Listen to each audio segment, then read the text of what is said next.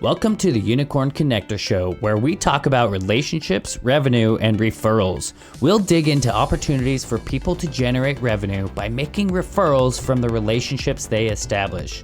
We'll also cover tips to grow your network, leverage it, and get paid residual income for life. So I am thrilled about today's show because we are interviewing Bob Burg. He is the co-author of a book that actually really changed my life and helped me help so many people in so many different ways by implementing its teachings. So the book is called The Go-Giver, and it teaches people about the 5 laws of stratospheric success.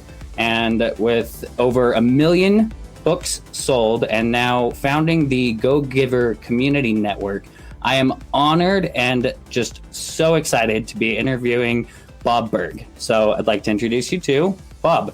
Bob, thank you so much for being here. Welcome to the show. And why don't you go ahead and introduce yourself? No, my pleasure, Daniel. Just great to be with all of you. And I'm sure I know many of you from LinkedIn, and it's always great connecting with everybody. A lot of fun. And you do such a great job on LinkedIn yourself, Daniel. So it's a pleasure to be here.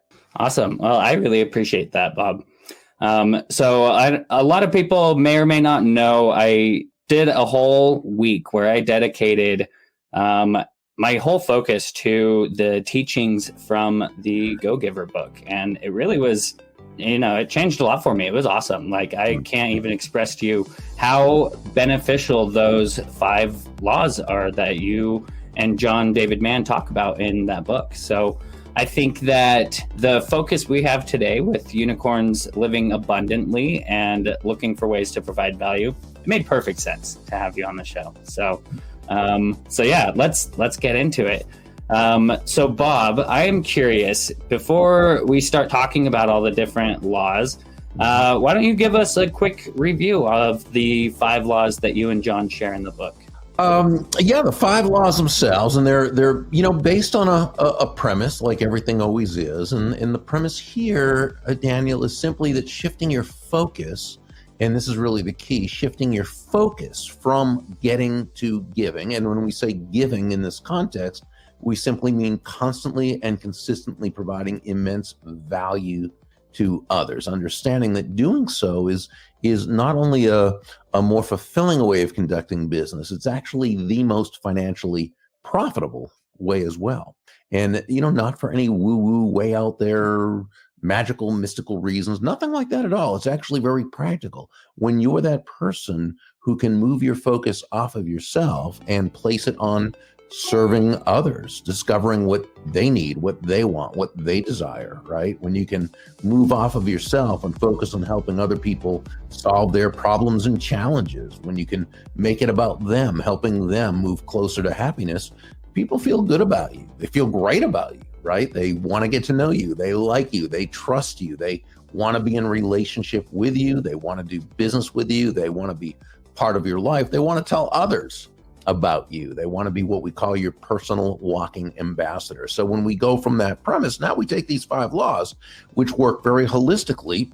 And those laws are the laws of value, compensation, influence, authenticity, and receptivity. Yeah, I love it. One of the laws in there that really stuck out to me that I think is so important with all of this is the law of value. And by providing value, it almost seems like the rest of it kind of comes naturally, right? Mm-hmm. And, for connectors, people as they're out connecting with other people, making introductions and things like that, I'm curious if you would expand on that law of value and just how it applies to connectors and why it's so important. Sure. Well, the law of value itself says that your true worth is determined by how much more you give in value than you take in payment. Now, when you first hear that, it's kind of counterintuitive, right? Because it sounds like, well, it's really nice and everything, but it's also a recipe for bankruptcy. You have more in value than you take in payment. So let me just explain real quickly what we mean. See, there's a difference between price and value. Price is the dollar amount. It's a dollar figure. It's finite. It is what it is. Value, on the other hand, is the relative worth or desirability of a thing, of something, to the end user or beholder. In other words, What is it about this thing, this product, service, concept, idea, what have you, that brings so much worth or value to another person that they will willingly exchange their money for that, or they'll want to be in relationship with you, or they'll want to, anything that person would find to be of value that would cause them to want to be really part of your life. Okay. And so value, and this is so important, value is it's always relative. What I find to be of value might not be what you find to be of value. So it's always in the eyes of the beholder. Now, how does that really relate to connecting? Well, what is connecting? According to the dictionary, it's about, it's bringing people together into contact and establishing a link, if you will, between those people. And that's a good definition. It can mean other things too, but that's, basically what it is. It's bringing people together. Now, when we talk about connecting, how does someone find that to be of value? Right? Some people, let's say you want to just connect people and you're just a connector and you want to just connect people all the time. So, and you feel you're bringing value to their lives. Okay. But let's say different people want to be connected in different ways. Mm-hmm. Right. So if you just, let's say, publicly put a post up there on LinkedIn and says, hey, Joe and Mary, and you hyperlink them both. You guys are both awesome. You need to get together. I'll let the two of you take it from here. Well, Joe might love that because to him, any connection's a great connection. He wants to do. Mary might not. She might want to know first, from you that this person's someone that she should be meeting.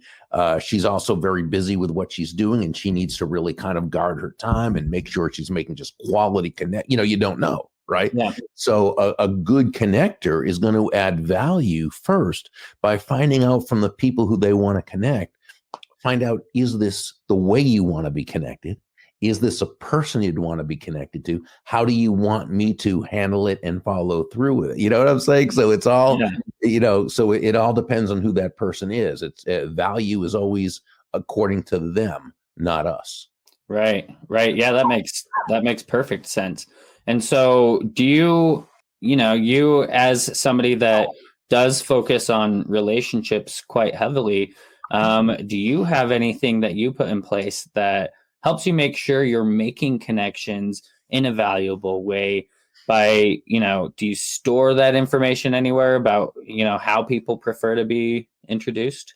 Well, I pretty much know the people who I connect on a constant basis. Okay. And so I always ask a person first how they want to be connected. Okay. So, and I'll also, unless I know better, I'm always going to go to each person first and ask if they would like to, to meet another person. I won't even say the name of the person, but someone who I think you would like to meet. This is blah, blah, blah, blah.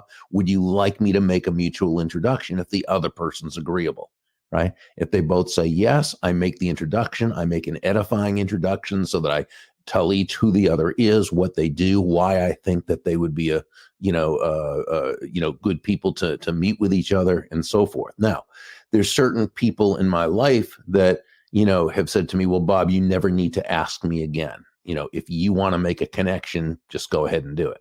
Yeah. Because they know, right, that I'm only going to connect them to people who it's going to be mutually beneficial. Right. And that would probably fall under the law of influence, wouldn't it? Where you're putting other people's interests first. Absolutely. And, okay. Sure. Yeah, that makes sense. And one of the strands of our unicorn DNA is that unicorns are honest and ethical with genuinely good intentions. And so I feel like that kind of ties into the influence part of it, which is, a huge part of why we have that is because we want to make sure that we're making connections, not just to make a connection, but the right connections. Right. Very important. Yeah. And, and so I think that also kind of ties into why don't you tell me how you would say that ties into the law of authenticity and making connections? Well, so authenticity, the law of authenticity says the most valuable gift you have to offer is yourself. And in the story, because it's a parable co-authored with John David Mann, as you mentioned, that she said that she shared a very important lesson that she learned. And that is all the skills in the world, the sales skills, technical skills, people skills, as important as they are, and they are all very important, they're also all for naught if you don't come at it from your true, authentic core. But when you do, okay, when you show up as yourself day after day, week after week, month after month, people feel good about you. They feel comfortable with you. They feel safe with you. And why wouldn't they? They know who they're getting. And this is a very important aspect of trust because, people, they just so want consistency in their world. And yet we all live in a very inconsistent world, right? We want to make sense of it. So when you are able to be consistent, in a positive way, right? Being consistent negatively isn't any good either, but being consistent in a positive way. So, and they know what to expect. Well, this really allows you to add trust. So, but there's an interesting aspect of authenticity that I think is kind of funny that and maybe it's the world of the internet that's really sort of changed this a little bit. But I think authenticity, which has become just a word now that is so overused, and it's also, I think, misdefined by a lot of people because it appears as though the definition of authenticity is now just say or do whatever you want with no boundaries. And it's okay because you're authentic. I don't quite agree with that. I don't necessarily think that's the right way to look at authenticity and that's the most productive way. This is sort of like the person who says, well, I have anger issues and I yell at people a lot. And if I were to act any differently, that wouldn't be authentic of me. That's baloney. It simply means this person has an authentic problem that they need to authentically work on in order to become a better, higher, more effective, authentic version of themselves. So we never want to confuse authenticity with not growing, right? And not becoming the best person we can be. Personally, okay, and this is just me, Daniel, I define authenticity as acting congruently with your values. So if you're doing that, you're being authentic, which means you may want to say or do a certain thing, but if your highest value is tact, kindness, consideration, respect, honesty, ethics, whatever it happens to be for you, it may not be that you blurt out whatever you want to blurt out. That's not necessarily authentic. That's more obnoxious. You know what I'm saying? So when we talk about authenticity and connecting, it means we do so from our true authentic core. It doesn't mean we introduce people the way we want to, because otherwise it wouldn't be authentic. No, it's more authentic to introduce people and connect people as they want to be connected, if our highest value is serving them. Right. Especially if being a connector is something you identify as, right? Absolutely. Yes. A great connector will connect people in the ways that serves them the best, right? Yes. Perfect. Absolutely. Perfect. That's a good segue into the law of compensation, wouldn't you say? Yeah. And I also, and before we kind of jump into that, I want to kind of stay on that for a moment and kind of expand on the revenue side of the law of compensation. Mm-hmm. So when we talk about, connecting people, how they prefer to be connected, to me, that makes sense as something that falls under the law of compensation. Tell me how you would relate the law of compensation to being a connector and how they can maximize their, that law. Well, the law of compensation says your income is determined by how many people you serve and how well you serve them. So we're law number one, remember, said to give more in value than you take in payment. Law number two says the more people whose lives you touch with the exceptional value you provide, the more money with which you'll be rewarded. You might recall the CEO in the story, Nicole Martin. She shared with Joe, the protege, that law of value represents your potential income, but it's not enough to just serve one person with excellence, right? Law number two, the law of compensation, represents your actual income because it's all about how many lives you impact. And that's key. And as a great connector, you're impacting the lives of a lot of people.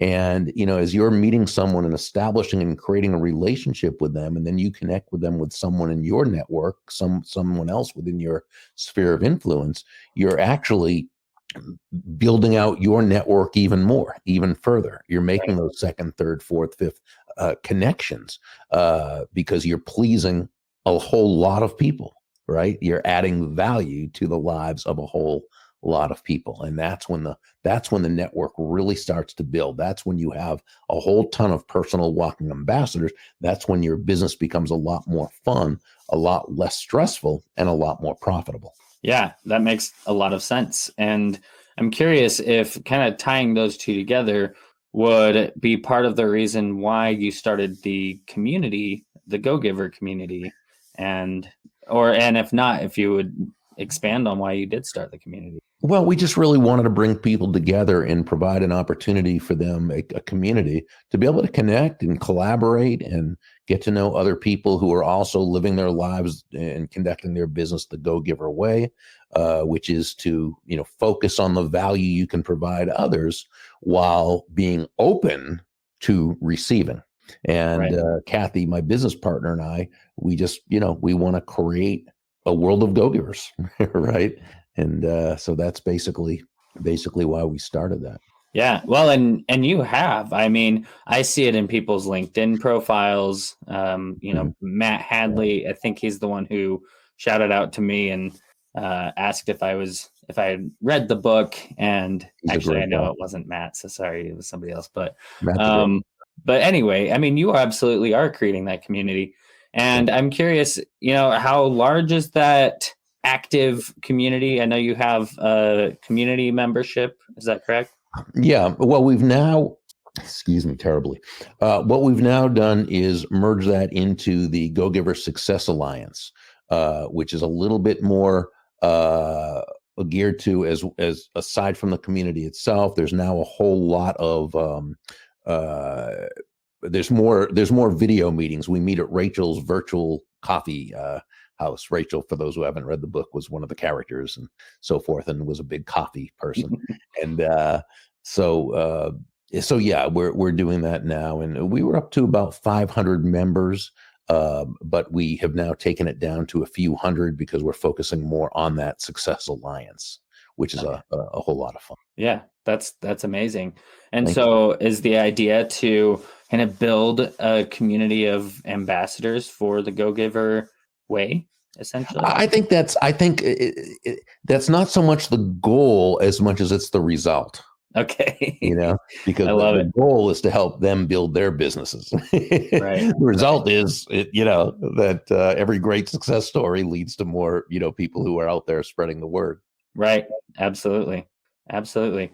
So, Bob, can you tell me any stories? I would love to hear a story from you about how connecting with people and applying the Go Giver way has actually helped benefit your life, whether personally, professionally, financially. Do you have any stories you can share with us? Well, one of my all-time favorites actually happened many years back. I had met a person. It was a guy and his wife and kids at a National Speakers Association meeting, and they were just a wonderful, wonderful family.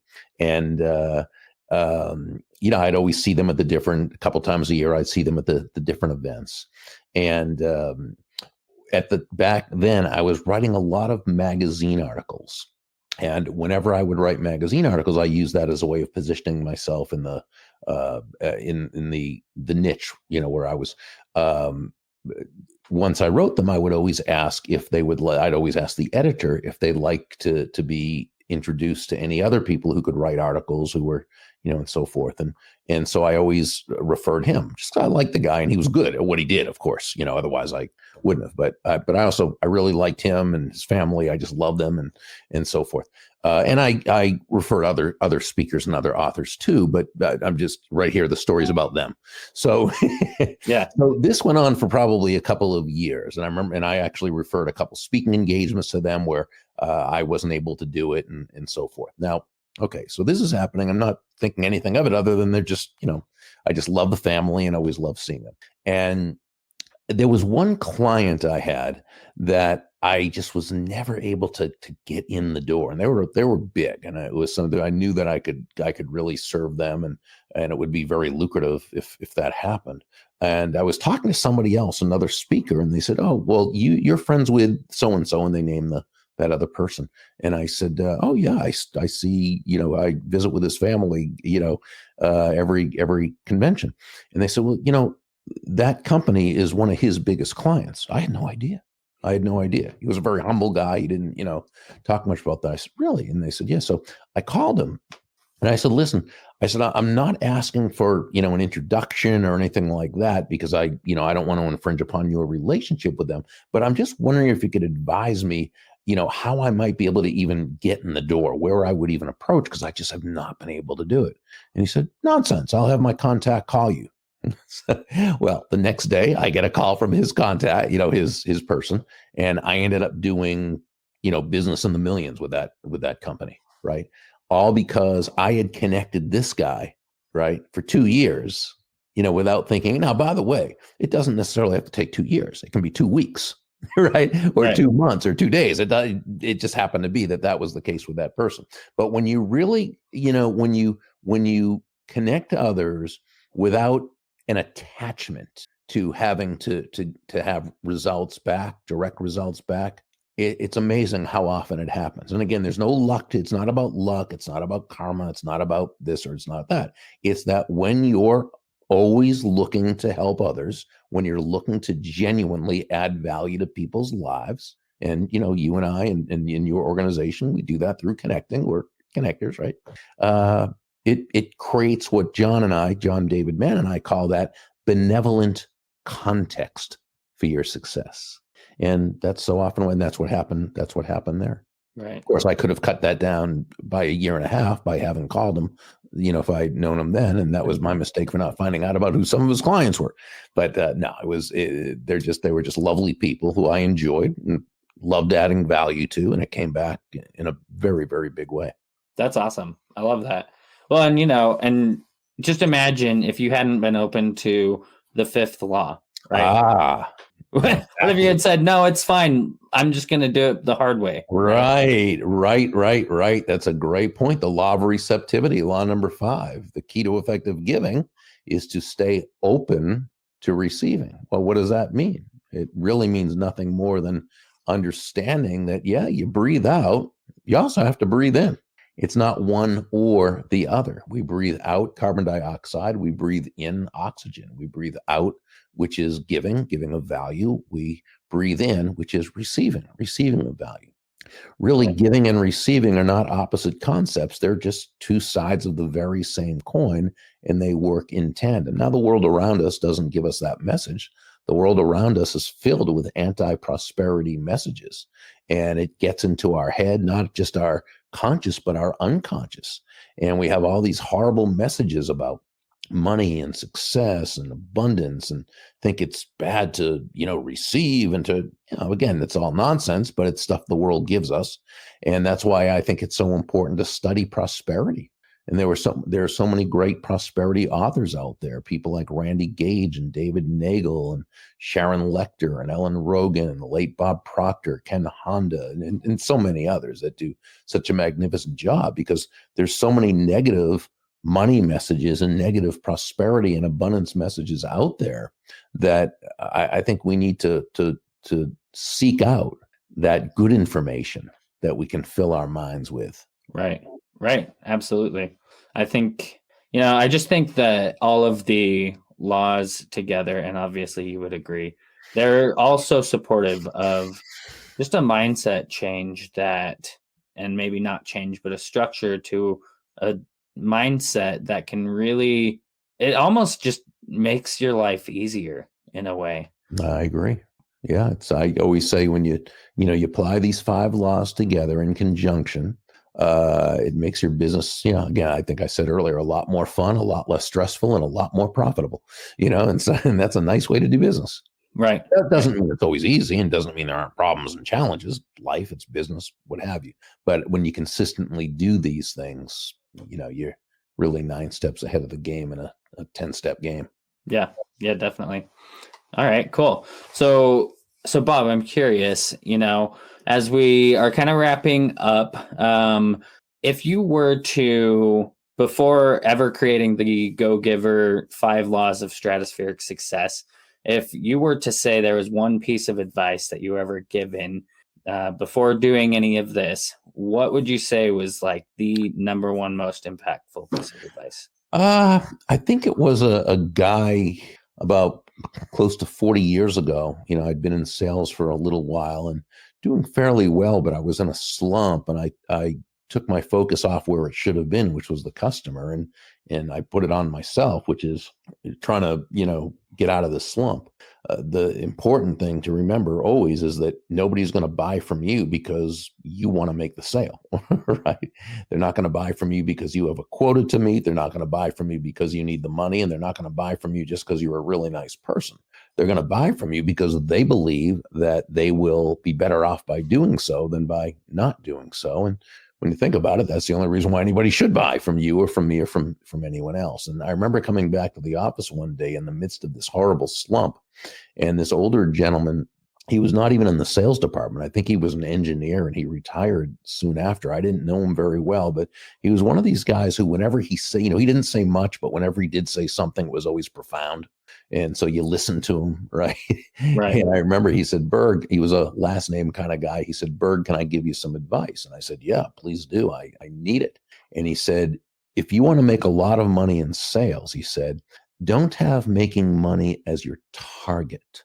Your target is serving others. Now, when you hit the target, he said, you'll get a reward, and that reward will come in the form of money. And you can do with that money whatever you choose, but never forget the money is simply the reward for hitting the target. It isn't the target itself. Your target is serving others. And, I think that if I look back at it, it's at that point, Daniel, that I came to the understanding that great salesmanship is never about the salesperson.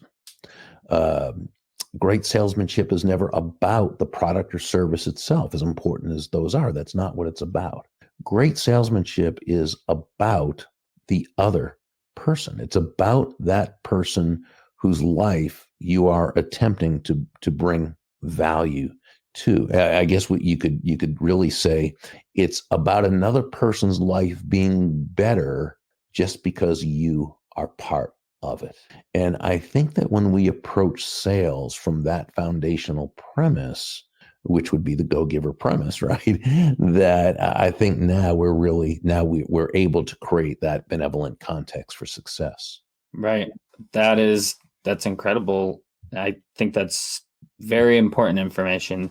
So I love that. And, I really hope that people from hearing this can take away the keys to those 5 laws. And I highly recommend anybody listen to or read the book. It's a very short, very just kind of a fun book to listen to. So The Go-Giver is the book we're talking about, just to hit that one home. You can check it out on Bob's website. And where's the best place for people to get the book? Yeah, Burg.com, Burg.com is the best place to go. They can read a chapter for free to see if they like it first, and they can always click through. And while they're there, they can subscribe to my daily impact email that I send out Monday through Friday mornings. Awesome. Yeah, I was going to mention that you definitely want to make sure to do that. And I thought today's email was very interesting. You talked about, understanding ways to learn, and that there are kind of 2 sides to learning new lessons, right? So I think that I'll just kind of leave it at that, let other people subscribe to it, and get the juicy gold in their inbox themselves. So Bob, I really appreciate you being on here. Is there anything else you wanted to mention before we wrap this up? No, I just been great being with you. Always enjoy our conversations on LinkedIn, and I wish everybody a fantastic, stratospherically successful 2023. Awesome. I love it. Thank you so much, Bob. And thank you everybody for being here. Have an excellent week.